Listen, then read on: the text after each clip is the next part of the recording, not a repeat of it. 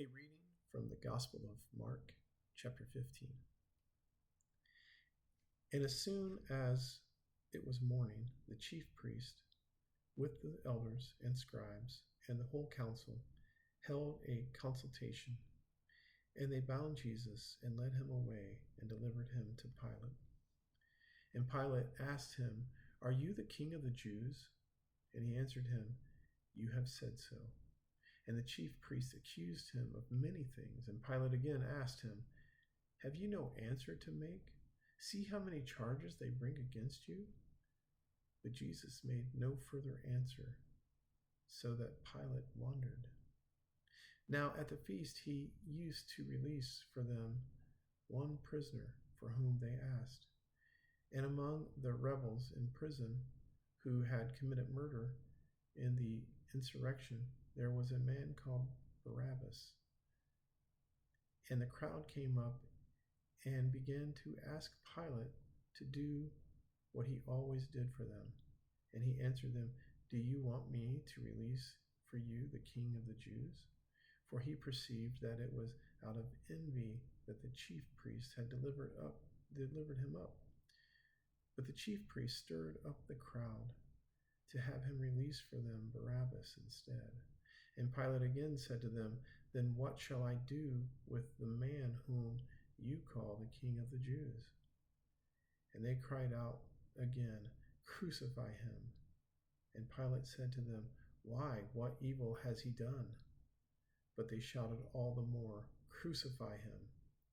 So Pilate, wishing to satisfy the crowd, released for them Barabbas, and having scourged Jesus, he delivered him to be crucified. And the soldiers led him away inside the palace, that is, the praetorium. And they called together the whole battalion, and they clothed him in a purple cloak, and plaited a crown of thorns. They put it on him, and they began to salute him, "Hail, King of the Jews!" And they struck his head with the reed and spat upon him. And they kneeled down in homage to him. And when they had mocked him, they stripped him of the purple cloak and put his own clothes on him. And they led him out to crucify him. And they compelled a passer-by, Simon of Cyrene, who was coming in from the country, the father of Alexander and Rufus, to carry his cross. And they brought him to the place called Golgotha, which means the place of the skull. And they offered him wine mingled with myrrh, and he did not take it. And they crucified him, and divided his garments among them, casting lots for them, to decide what each should take. And it was the third hour when they had crucified him, and the inscription of the charge against him read, "The King of the Jews." And with him they crucified two robbers, one on his right and one on his left. And those who passed by derided him, shaking their heads and saying, "Ah, you who would destroy the temple and build it in 3 days, save yourself and come down from the cross." So also the chief priests mocked him to one another with the scribes, saying, "He saved others. He cannot save himself. Let the Christ, the King of the Israel, come down now from the cross, that we may see and believe." Those who were crucified with him also reviled him. And when the 6th hour had come, there was darkness over the whole land until the 9th hour.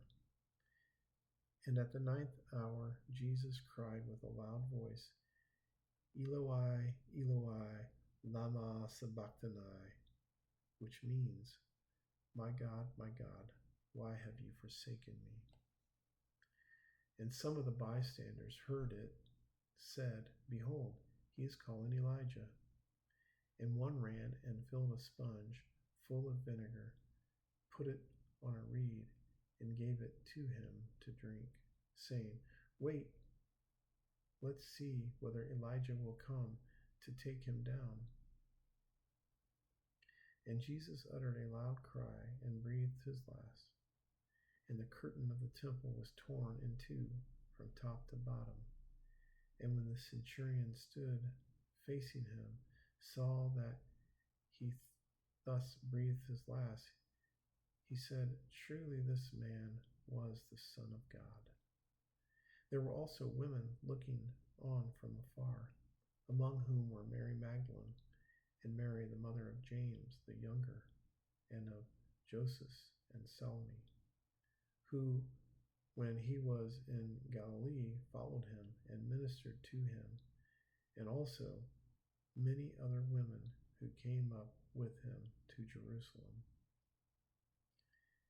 And when evening had come, since it was the day of preparation, that is, the day before the Sabbath, Joseph of Arimathea, a respected member of the council, who was also himself looking for the kingdom of God, took courage and went to Pilate and asked for the body of Jesus. And Pilate wondered if he were already dead. And summoning the centurion, he asked him whether he was already dead. And when he learned from the centurion that he was dead, he granted the body to Joseph. And when he brought a linen shroud, and taking him down, wrapped him in the linen shroud, and laid him in a tomb which he had hewn out of the rock. And he rolled a stone against the door of the tomb.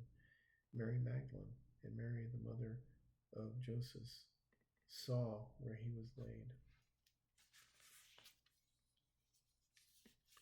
The word of the Lord. Thanks be to God.